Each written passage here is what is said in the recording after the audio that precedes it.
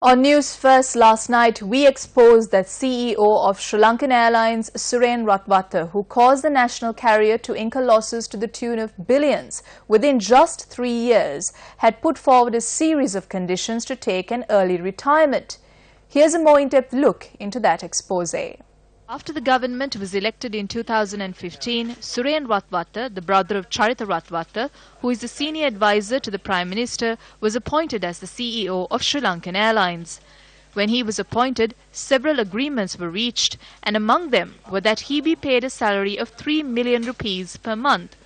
The airlines must pay the taxes for the salary, and another 10 million rupee benefit needs to be provided. As there was no common agreement within the board of directors, Suren Ratwatte was appointed for a probationary period of 6 months, and a board paper issued thereafter recommended that his services be reviewed after the probationary period. The board paper also states that the chairman of the airline and the board directors must carry out separate reviews. Ratwatte's 6-month probation period was to end on the 15th of April 2016. However, the Ministry of Public Enterprise Development had proposed Ratwatte be given another 6-month extension to his service. The view of some members in the board of directors was that Suren Ratwatte's service was not efficient and it needed to be suspended. This is reported in the board minutes as well. However, later the chairman of Sri Lankan Airlines was summoned to Temple Trees and Suren Ratwatte's service was made permanent. He was appointed as CEO at the age of 52. And in 3 years, he caused the national airlines to suffer losses to the tune of billions. And now, when taking an early retirement, Suren Ratwatte has put forward a series of proposals. In a letter to the chairman of Sri Lankan Airlines, Ranjit Fernando, Ratwatte says he is eligible for employment until April 2022, and since he is taking an early retirement, he requests a payment equivalent to 6 months' salary without tax. He also notes his last official duty would be the One World IATA conference in Sydney, Australia from the 1st to the 6th of June, allowing him to part company with his peers, and notes from June 7, 2018 onwards, he will be on annual leave.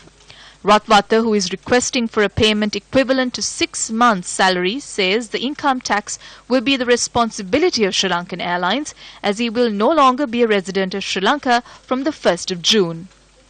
He noted all final payments must be remitted in Australian dollars to his offshore accounts. As additional benefits, he requests 6 return confirmed business class tickets to be used at his discretion on Sri Lankan Airlines sectors, valid for 1 year, and reparation ticket for his wife to accompany him to Australia. Speaking to News First, chairman of the airline, Ranjit Fernando, said it is important to discuss the agreement the airline has reached with Ratwatte and not his requests. Ratwatte will continue to function as CEO until a successor is located. The recently appointed chairman of Sri Lankan Airlines has made an announcement to the staff. The most important decision made by the heads and director board of an institution is to appoint a proper CEO. This announcement accepts the appointment of this CEO by the government was a wrong decision. In the past, the loss was 12 billion rupees and it was increased to 28 billion. Who is responsible for that? If the CEO is seeking compensation, it is not justifiable. During his tenure, the national carrier did not proceed under a proper path. Yesterday, we sought your views on how much Suren Ratwatte was seeking. A majority said he was seeking 18 million rupees. When taking into account the agreed terms of appointment for a 3 million rupee monthly salary, the sum for 6 months would be equal to 18 million rupees. However, if you calculate the tax, air tickets and other benefits, the sum would be even more higher.